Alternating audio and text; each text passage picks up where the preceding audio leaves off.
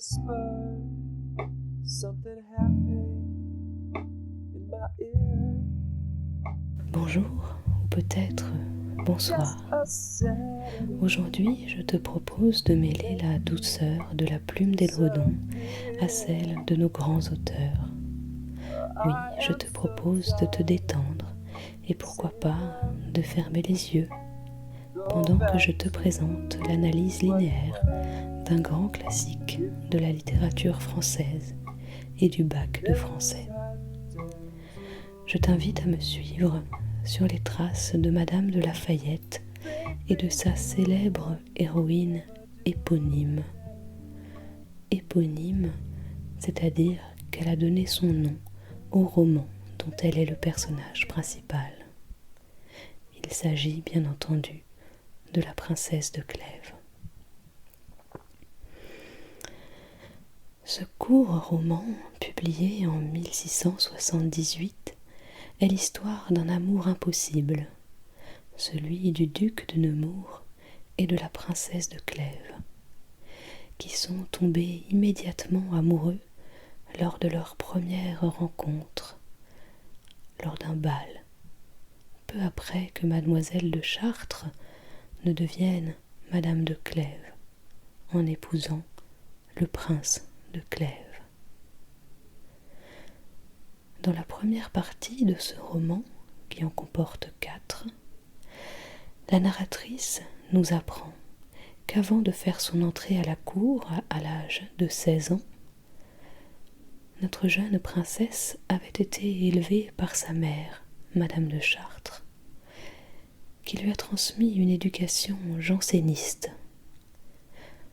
Le jansénisme est une doctrine chrétienne basée sur une morale austère, rigide. Or, à la fin de la deuxième partie, Madame de Chartres meurt, laissant sa fille tout à fait inconsolable. Mais la douleur du deuil est suivie d'un tourment tout aussi grand, puisque la princesse est hantée par les dernières paroles de sa mère, qui, sur son lit de mort, lui a confié qu'elle avait remarqué son attirance pour le beau duc de Nemours, et l'a mise en garde. Je cite : « Songez ce que vous devez à votre mari, songez ce que vous vous devez à vous-même, et pensez que vous allez perdre cette réputation que vous vous êtes acquise et que je vous ai tant souhaitée. » Elle ajoute même qu'elle préfère mourir que de voir sa fille succomber à la tentation. La jeune femme va donc s'efforcer de résister à cette passion dévorante, à cet amour intense qu'elle éprouve pour un autre homme que son mari. Ne sachant plus comment résister, elle demande alors à son mari de la laisser rejoindre leur habitation de Coulommiers à la campagne, ce qu'il ne comprend pas. Il souhaite en effet avoir sa femme auprès de lui à la cour, où ils ont un certain nombre d'obligations. Dans l'impasse, la jeune femme décide alors de lui avouer qu'elle aime un autre homme. Cette scène de l'aveu a été jugée sévèrement par certains lecteurs de l'époque, qui l'ont trouvée inappropriée et invraisemblable. Elle a provoqué de vifs débats, notamment dans un journal appelé Le Mercure Galant, et c'est ce que l'on a appelé la querelle de l'aveu. Je vais maintenant passer à la lecture du texte. « Ah, madame, s'écria monsieur de Clèves, votre air et vos paroles me font voir que vous avez des raisons pour souhaiter d'être seule que je ne sais point, et je vous conjure de me les dire. » Il la pressa longtemps de les lui apprendre sans pouvoir l'y obliger. Et après qu'elle se fut défendue d'une manière qui augmentait toujours la curiosité de son mari, elle demeura dans un profond silence, les yeux baissés. Puis, tout d'un coup, prenant la parole et le regardant, « Ne me contraignez point, lui dit-elle, à vous avouer une chose que je n'ai pas la force de vous avouer, quoique j'en ai eu plusieurs fois le dessein. Songez seulement que la prudence ne veut pas qu'une femme de mon âge et maîtresse de sa conduite demeure exposée au milieu de la cour. » « Que me faites-vous envisager, madame ?» s'écria M. de Clèves. « Je n'oserais vous le dire de peur de vous offenser. »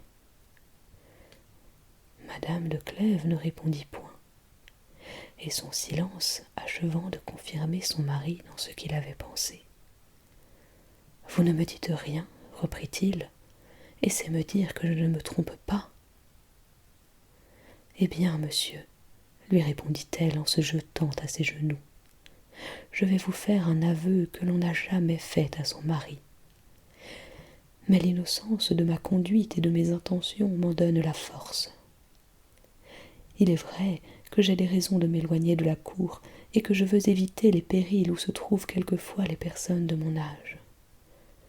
Je n'ai jamais donné nulle marque de faiblesse et je ne craindrais pas d'en laisser paraître si vous me laissiez la liberté de me retirer de la cour, ou si j'avais encore madame de Chartres pour aider à me conduire. Quelque dangereux que soit le parti que je prends, je le prends avec joie pour me conserver digne d'être à vous. Je vous demande 1000 pardons si j'ai des sentiments qui vous déplaisent, du moins je ne vous déplairai jamais par mes actions. Songez que pour faire ce que je fais, il faut avoir plus d'amitié et plus d'estime pour un mari que l'on n'en a jamais eu. Conduisez-moi, ayez pitié de moi, et aimez encore, si vous pouvez. » La scène de l'aveu se situe dans la 3e partie du roman. Il s'agit d'un passage dialogué avec quelques interventions du narrateur et saturé par le champ lexical de la parole. Tout l'enjeu est en effet de savoir si et comment la jeune femme va avouer à son mari qu'elle aime un autre homme. Et nous pourrons nous demander à propos de cette scène, en quoi cet aveu est-il particulièrement étonnant, voire même paradoxal, puisqu'il s'agit d'une scène d'aveu où rien n'est finalement jamais dit. Cette scène se compose de 3 mouvements. Dans un premier temps, du début jusqu'à « elle demeura dans un profond silence, les yeux baissés », c'est le prince de Clèves qui essaye de faire avouer à sa femme la véritable raison de son désir de s'éloigner de la cour. Le deuxième mouvement débute avec une rupture franche marquée par 2 adverbes, puis tout d'un coup. Et c'est le début de la prise de parole de la jeune femme qui va pourtant lutter encore un peu avant de se décider à avouer dans un 3e moment, qui est donc la tirade de la princesse de Clèves. Nous allons donc débuter l'analyse. Il s'agit donc d'un moment où le prince de Clèves semble dominer et où la princesse reste silencieuse. Le passage s'ouvre sur une prise de parole du prince qui poursuit la conversation entamée plus tôt, comme le montre le tiret, ainsi que l'exclamation « Ah !» et l'interjection « Madame !» qui laisse déjà voir toute l'émotion et toute l'intensité de cette scène, émotion qui transparaît également par l'utilisation du verbe s'écrier. Votre air et vos paroles me font voir que vous avez des raisons pour souhaiter d'être seul que je ne sais point, et je vous conjure de me les dire. Le prince de Clèves s'avère être un fin observateur. Il évoque dans un rythme binaire l'air de la princesse ainsi que ses paroles, puisqu'il fait écho à la conversation qui précède. Et l'utilisation du verbe voir, me font voir, suggère qu'il est attentif aux marques de trouble que laisse apparaître sa femme. Il est également tout à fait clairvoyant sur le fait qu'il ignore les raisons véritables de sa demande. Je ne sais point. C'est ce que suggère donc ici la négation. Et l'utilisation d'un verbe très fort, le verbe conjurer, montre à quel point nous arrivons à un moment d'extrême tension au sein du couple. Et cette tension porte sur le verbe dire. Et c'est là, effectivement, tout l'enjeu de la scène. Et l'on peut remarquer dès à présent à quel point le champ lexical de la parole et celui du silence saturent le texte, puisque ce mouvement se termine en effet sur un silence. Et puis, par la suite, nous pouvons relever les termes suivants. Prenant la parole, avouer, avouer à nouveau, s'écria, dire, ne répondit point, silence, vous ne me dites rien, me dire, lui répondit-elle, un aveu, et enfin, je vous demande. Tout l'enjeu de la scène est donc, en effet, de faire avouer à la jeune femme les véritables raisons de son éloignement. Il la pressa longtemps de les lui apprendre sans pouvoir lui obliger. Et après qu'elle se fut défendue d'une manière qui augmentait toujours la curiosité de son mari, elle demeura dans un profond silence, les yeux baissés. L'utilisation du verbe presser, ainsi que celle du verbe obliger, ou encore le verbe se défendre, indique qu'il s'agit d'une véritable lutte. Et l'on retrouve un champ lexical presque guerrier. En tout cas, il s'agit d'une véritable épreuve de force. Et ce champ lexical se retrouve d'ailleurs plus loin dans le texte, dans le deuxième et troisième mouvement. On peut relever le terme de force à 2 reprises, ainsi que le terme péril, l'antonyme de force, faiblesse, et le mot dangereux. Ce paragraphe résume en quelques lignes tout un moment qui paraît assez long, puisqu'on remarque l'adjectif longtemps. Tout un passage donc de leur conversation. C'est ce que l'on appelle du discours narrativisé. Et cela suggère donc que cette lutte entre le mari qui presse, qui conjure, d'un côté, et la jeune princesse qui résiste, silencieuse, de l'autre, dure un long moment. Enfin, le groupe nominal, les yeux baissés, suggère une posture d'humilité, mais peut-être également de honte. Pour conclure sur ce premier mouvement, la jeune princesse y apparaît dans une position d'infériorité face à un mari pressant qui cherche à obtenir la vérité. Le deuxième mouvement s'ouvre donc sur une rupture franche, marquée par l'adverbe puis et par la locution adverbiale tout d'un coup, suivie par deux participes présents prenant la parole et le regardant. Et l'on remarque qu'il s'agit de deux antithèses, puisque prenant la parole s'oppose au profond silence qui terminait le premier mouvement, et le regardant s'oppose à la posture des yeux baissés. Nous pouvons donc nous imaginer qu'elle va enfin parler, enfin avouer. Et pourtant, lors de ce deuxième mouvement, l'aveu en question va encore être retardé, ou plutôt se faire de manière indirecte. Il s'agit d'une véritable théâtralisation de l'aveu, c'est-à-dire que l'auteur fait tout pour retarder le moment fatidique.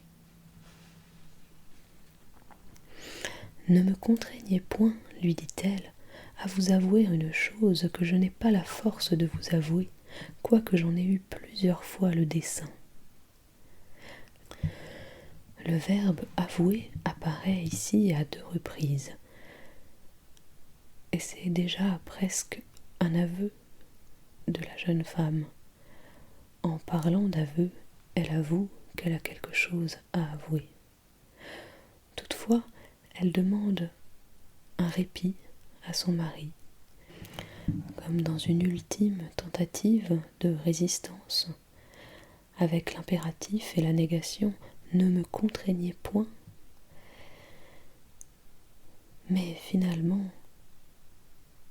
en utilisant la périphrase « une chose que je n'ai pas la force de vous avouer » et le groupe nominal « une chose » qui montre à quel point elle a du mal à nommer ce qu'elle a à dire,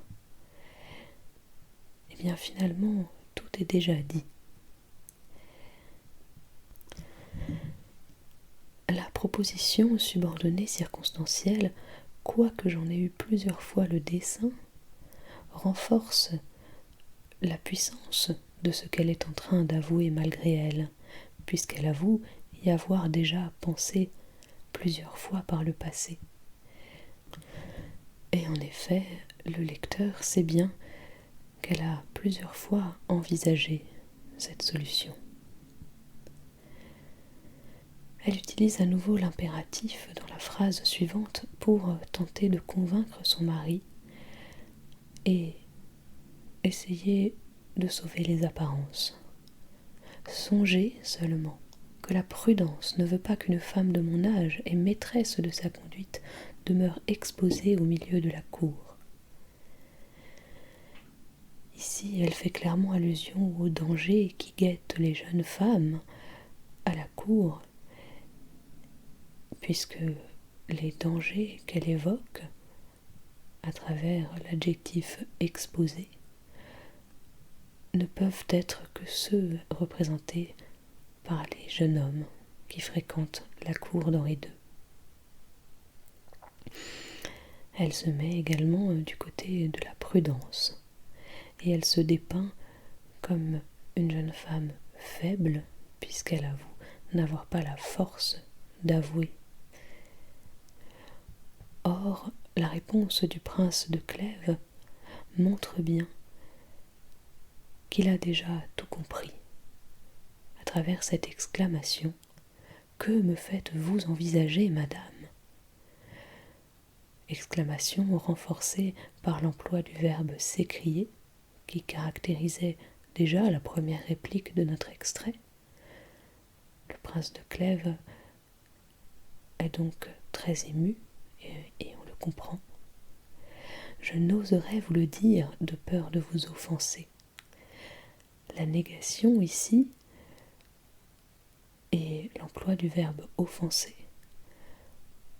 montrent que le prince de Clèves souhaite prendre des précautions pour ne pas atteindre à l'honneur de sa femme, mais cette négation et ce verbe offenser permettent également de comprendre qu'il a justement bien saisi de quoi il s'agissait. Madame de Clèves ne répondit point, et son silence achevant de confirmer son mari dans ce qu'il avait pensé. « Vous ne me dites rien, reprit-il, et c'est me dire que je ne me trompe pas. » Ce passage est particulièrement marquant, puisque c'est finalement là qu'intervient le véritable aveu, et cet aveu se fait de manière paradoxale, en silence. La négation ne répondit point, est reprise par le prince de Clèves, vous ne me dites rien, et elle est ensuite transformée en affirmation, puisque on retrouve le verbe confirmer, mais surtout me dire. Vous ne me dites rien, reprit-il, et c'est me dire que je ne me trompe pas. Cette phrase est particulièrement marquante. On a en effet l'impression que la négation se transforme en affirmation. Vous ne me dites rien, c'est me dire. Et là encore, on remarque que lui non plus ne dit rien. Il se contente à nouveau d'une négation. Je ne me trompe pas. Nous sommes bien dans cet univers de la cour, un univers où règne l'euphémisme, les non-dits, et où l'on ne nomme pas les sentiments. Et c'est pour cela que cette scène est particulièrement frappante et qu'elle a particulièrement choqué un certain nombre de lecteurs de l'époque, puisque le XVIIe siècle est le siècle du classicisme, un mouvement littéraire régi par un certain nombre de règles.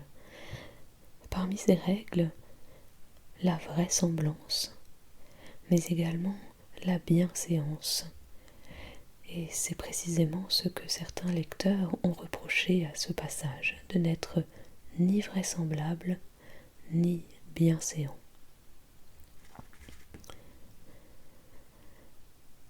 Pour conclure sur ce deuxième mouvement, il s'agit donc d'un moment d'extrême tension, une lutte entre parole et silence, un moment de théâtralisation où l'aveu est retardé, mais également un moment extrêmement étonnant, paradoxal, puisque finalement c'est dans le silence que l'aveu se fait. Or, la princesse prend tout de même la parole, même si cela paraît finalement inutile, mais elle va bien venir confirmer les doutes de son mari dans ce qui s'apparente à une longue tirade, où elle va à nouveau avouer sans rien dire. « Eh bien, monsieur, lui répondit-elle en se jetant à ses genoux, je vais vous faire un aveu que l'on n'a jamais fait à son mari. » La posture de la jeune femme qui se jette aux genoux de son mari évoque celle du chevalier servant dans l'amour courtois. Il y a donc ici une véritable inversion, et elle se soumet visiblement à la volonté de son mari. Cela révèle également à quel point elle est émue et à quel point la tension de la scène est à son paroxysme. L'utilisation de l'hyperbole, un aveu que l'on n'a jamais fait à son mari, contribue à lui donner l'air d'une héroïne hors du commun. Et cette image va se renforcer par la suite. Mais l'innocence de ma conduite et de mes intentions m'en donne la force.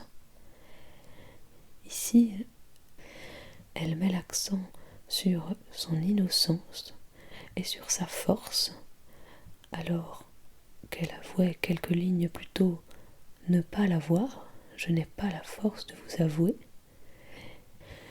Et il paraît particulièrement étonnant d'évoquer son innocence au moment où elle fait un aveu, puisqu'a priori, le terme d'aveu est toujours associé à l'idée de culpabilité.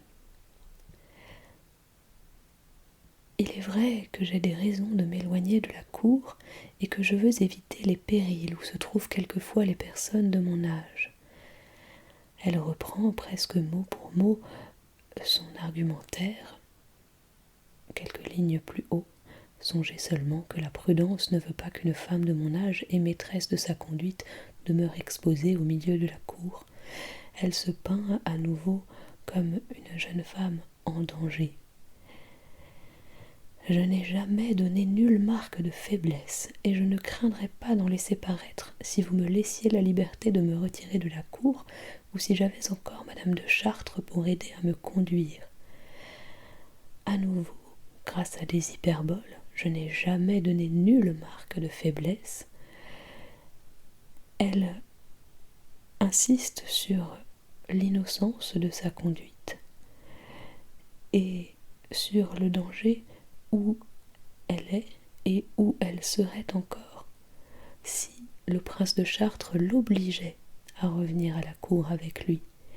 Et donc elle le rend en quelque sorte responsable de sa mise en danger et donc de cet amour qu'elle éprouve pour un autre.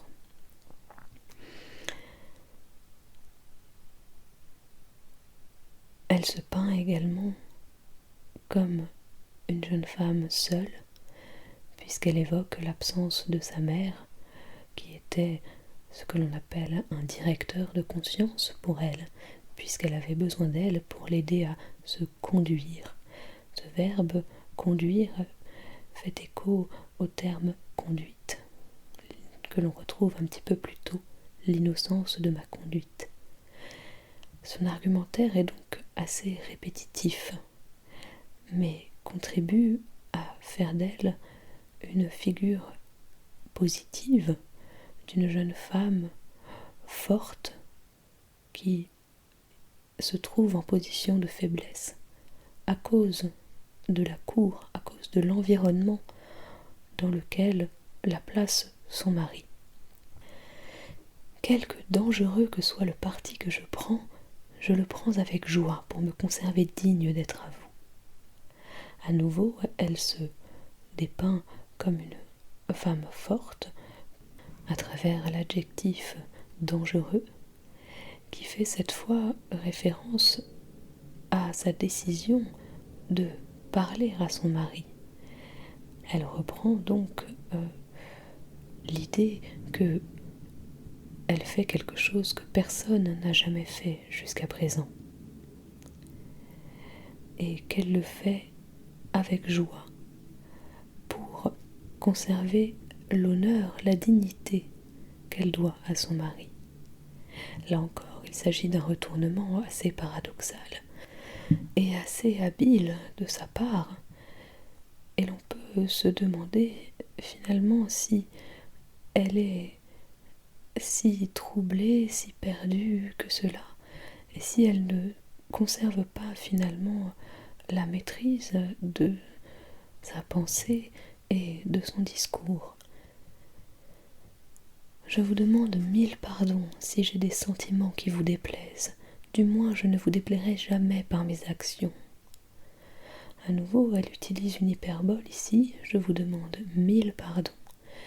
Mais c'est une hyperbole assez convenue, et l'on peut se demander quel est le degré de sincérité qu'elle met dans cette formule. Et puis la suite est également assez habile. Si j'ai des sentiments qui vous déplaisent, cette proposition subordonnée qui vous déplaise semble suggérer que le principal problème finalement c'est Monsieur de Clèves, à qui ces sentiments ne plaisent pas. Du moins, elle reprend le verbe déplaire et oppose les sentiments aux actions en s'engageant avec le futur, je ne vous déplairai jamais, et donc avec également la négation partielle qui a valeur de promesse. Elle s'engage donc à ne jamais passer à l'action, à ne jamais concrétiser ses sentiments. Il s'agit ici d'un chiasme, sentiment, déplaise, déplairait, action. Un chiasme qui met donc en valeur cet engagement de la princesse de Clèves à ne jamais remplacer les sentiments par les actions. Songez que pour faire ce que je fais, il faut avoir plus d'amitié et plus d'estime pour un mari que l'on n'en a jamais eu. Ici, elle utilise à nouveau l'impératif et l'on remarque donc qu'elle semble prendre le dessus sur son mari en lui donnant des ordres. Songez. La périphrase « pour faire ce que je fais », où l'on remarque un polyptote sur le verbe faire, nous rappelle que les choses n'ont toujours pas été nommées et rien n'a été véritablement dit. Et puis elle va à nouveau dresser une sorte d'éloge d'elle-même et de sa relation à son mari, puisqu'elle utilise deux superlatifs. Il faut avoir plus d'amitié et plus d'estime pour un mari que l'on n'en a jamais eu, ce qui est à nouveau une hyperbole.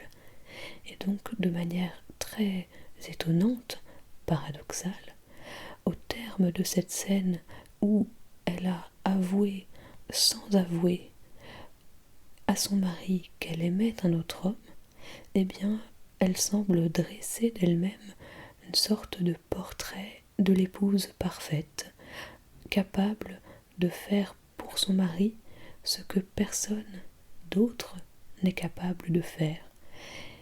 Elle donne presque l'impression de lui donner une preuve d'amour ultime en lui avouant qu'elle aime un autre homme.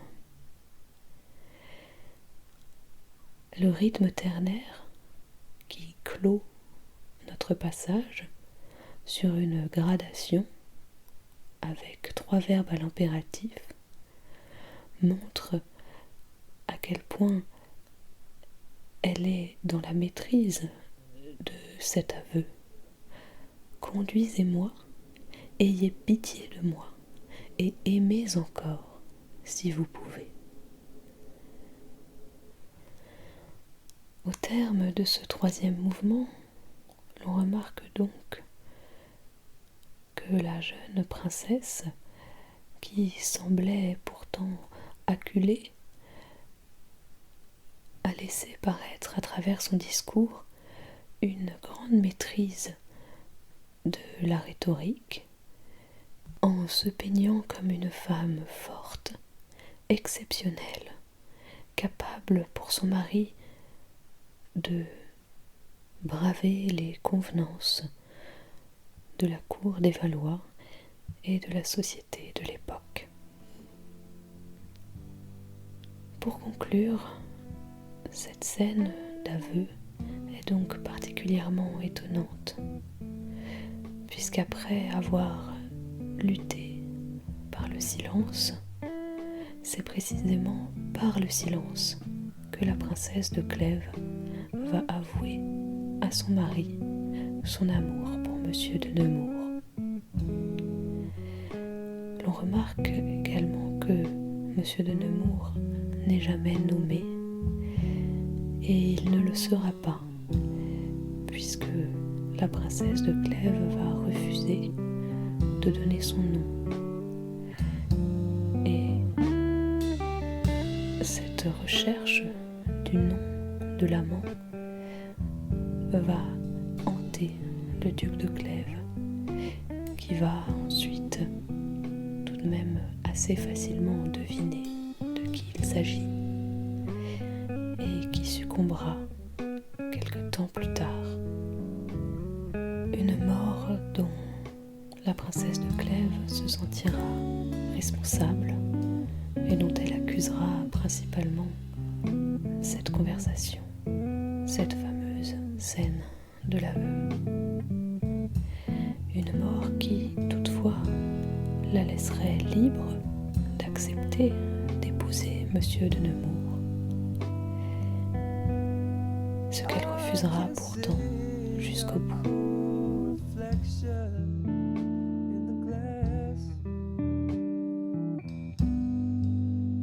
There's no smile.